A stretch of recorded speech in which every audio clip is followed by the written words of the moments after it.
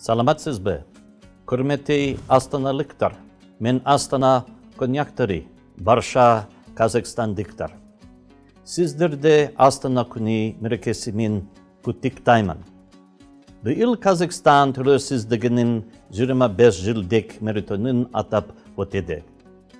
Тәуелсіздік алғаннан бері Казахстан көптеген елдермен достық қарым-қатынас орнатты. Көптеген салаларда зор жетістіктерге жетті. Казахстанның жүрегі Астана қаласы елорда даңқын жоғары деңгейде ұстап келеді. Астана Евразия орталығында орналасқан заманауи қала. Астана Казахстанның көп векторлы сыртқы саясатының рамізі.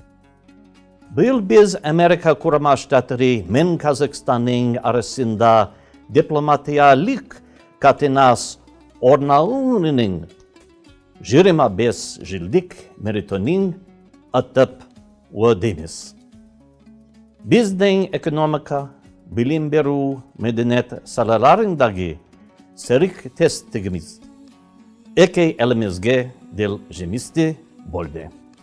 Осы жылдар бойы көбіміз Астананың іргетастының қалануы көй болдық.